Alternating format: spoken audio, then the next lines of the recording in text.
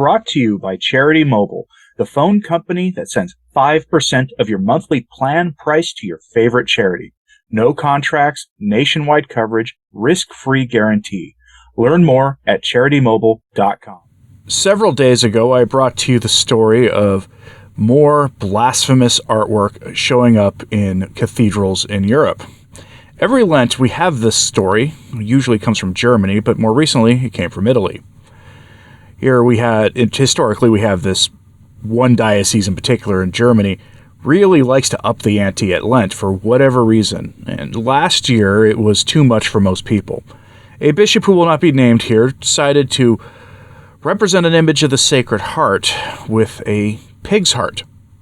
Place it in front of the altar or above the altar. He's also had James Martin-esque pictures of our Lord. Very, very, very revealing pictures of our Lord.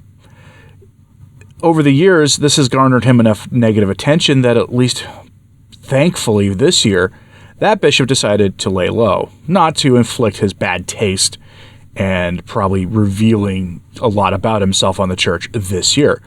But somebody had to pick up the slack, so a bishop in Italy in his cathedral posted some images of our Lord, like this one here, in his cathedral, as well as some others, painted by a local artist who has a history of nothing but contempt for the church and wants to have the church reconsider its stances on, well, that sin that James Martin is so synonymous with, as well as a whole host of other issues.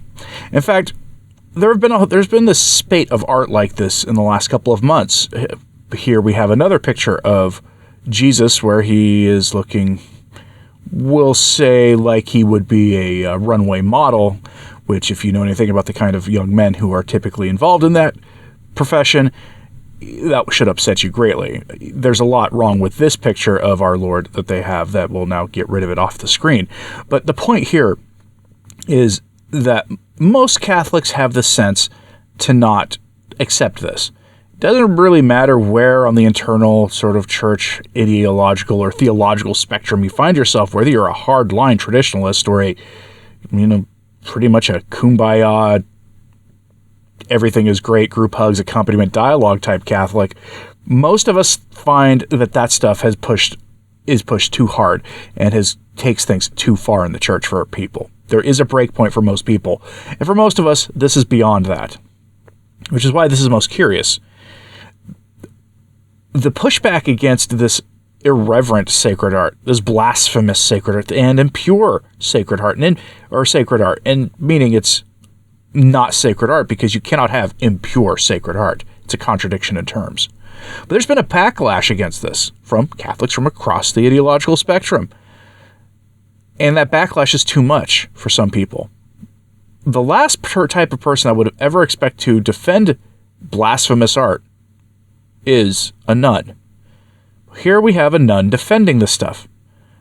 I'd love to get her thoughts on Rupnik's art, what she thinks of it, and whether Rupnik's art should stay in a shrine to John Paul II, or the shrine at Lourdes, or the shrine at Fatima, or some of the places people emailed me with images from in their countries where Rupnik's art is everywhere. The soulless demonic eyes that adorn his artwork. I'd love to get that nun's take on that. But if you don't know what I'm talking about, we'll let the nun explain this to you. Her position on this is very short, very easy, and was published at katholisch.de, which is the official news arm of the German Bishops' Conference. Again, the official German Bishops' website. So she has the official sanction of the influential heretical German bishops on this statement in defense of indefensible Catholic art. Some people have a problem with Jesus, or rather with the image they have of Jesus and the idea they have of Jesus in their heads. There are people of faith who can get extremely upset when their preferred and familiar image of Jesus is tarnished, disturbed, or damaged, whether materially or ideally. In recent times, it is not so much incidents of blasphemy that make the headlines when religious feelings are deliberately hurt, ridiculed, or exposed to ridicule. There is no need for provocative actions by atheist artists and discussions about the back and forth of artistic freedom because there is already enough explosive material within our church community.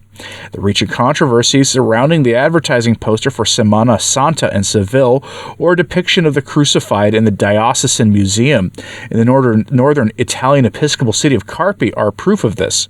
In both cases, the accusation was made in the best Catholic Pharisaic manner. Jesus is too naked, too beautiful, too provocative, and leaves too much scope for lewdness of the flesh. As a nun, you spend a lot of time in front of the cross, in prayer and silent meditation, morning, noon, evening, sometimes even at night, on both good and bad days. Praying and looking upon the crucified one brings with it great serenity and quite a few Christological insights. For example, the fact that Jesus was naked in the decisive situations of his life, such as his birth, at his baptism in the Jordan, and at his crucifixion, was common practice at the time. Christian art, which has influenced our images of Jesus over the centuries, has also repeatedly depicted Jesus naked, human, defenseless, and in need of protection, as well as triumphant, glorified, and exalted. The problem is that we have become accustomed to this Christ. We have carved him to look beautiful and handsome, sometimes with a loincloth, sometimes with a crown of thorns, sometimes with a gloriole. Because nudity is a highly sensitive topic in the church, just like matters of the flesh. When I look at the crucified Jesus on some days, I much prefer a naked and poor Jesus to one in splendid regalia. Incidentally, I would also like that from my church. End quote. She'd also like that from her church? I use the best translator on the internet for this letter to make sure, because it was written originally in German. I wanted to make sure that this was as clear as possible. I have never heard anybody complain about the depiction of our Lord as he is on a crucifix. At least not a Catholic. I mean, I've heard Protestants, of course, say that it's wrong to depict our Lord on the cross, which is nonsense. But I've never heard a Catholic complain about our Lord being depicted with only a loincloth on the crucifix. Typically, he's depicted in basically the same attire at his baptism in the Jordan River. And I've never heard complaints about that. But there's a difference between those depictions and those that I showed you at the beginning.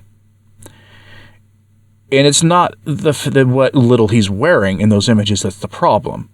The problem is there is a tone and tenor to them that suggests impurity. There are images of the Madonna, of Our Lady, nursing our Lord, sometimes seeing much more than you might be comfortable seeing of her.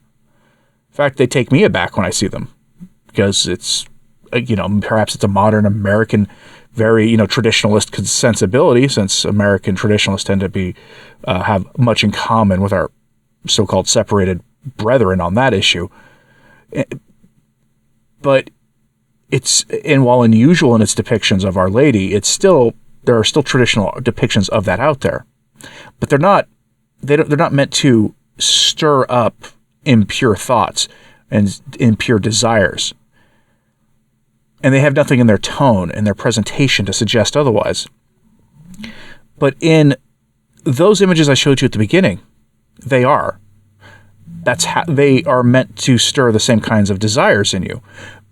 The picture from that northern Italian village of our Lord, he is literally in the act of receiving an act done to him by a member of the James Martin Brigade, an impure act, one that some have said is akin to that which was just our Lord destroyed cities in the Old Testament for. That's a subject of debate amongst many people, but he's in the midst of being engaging in an impure act, which is beyond blasphemous. The defense of that is astonishing, from a nun especially. She had to have seen the artwork before opining on it. How she could bring herself to defend it, I don't know. But does it surprise you that she would? I mean, does it really surprise you? I mean, I've never hidden my bias towards nuns. I've even, nuns who have theological opinions on things that are much more moderate, even liberal than mine. I have a bias towards them and will defend them almost to the end. There are limits to that, and this being one of them, beyond the limits of this, but I don't understand how somebody who looks upon our Lord, spends their day in prayer, contemplating sacred images, comes to the conclusion that impure depictions of our Lord are something that we shouldn't get too worked up about. That's the point of her letter. We should not get too worked up about this stuff. Do you agree with her? You think we're just being fuddy-duddies here? Or does that really just show you the state of religious orders in our time? You know, Malachi Martin, both in Windswept House and in his work, The Jesuits, had a lot to say about the state of religious orders. A lot to say about them. And he detailed how the convents were full of women who were members of the James Martin crowd, and not just in their inclinations, which they kept buried under, they held them at bay with prayer and fasting and everything else, which I have less issue with. But we're talking people who actively lived that life in the convent. Malachi Martin warned us about that. And I'm not saying this nun is a member of such a group, but it does go a long way to explaining how this thinking gets there. And that's just the tip of the iceberg. If you knew what happened to the religious orders after Vatican II, after secular psychiatrists and psychologists were brought into the religious orders to try to get them to engage in impure activity on purpose by themselves, to help them loosen up a bit, and with the catastrophic consequences that had on religious orders, it would go a long way to explaining the state of religious orders in our time. So are you surprised by this? That a nun would take that stance about images like that? Let me know what you think about this in the comments, please. Hit like and subscribe if you haven't. It does help. So does sharing this on social media. That helps too. And as always, pray for the church. I'm Anthony Stine. Ave Maria.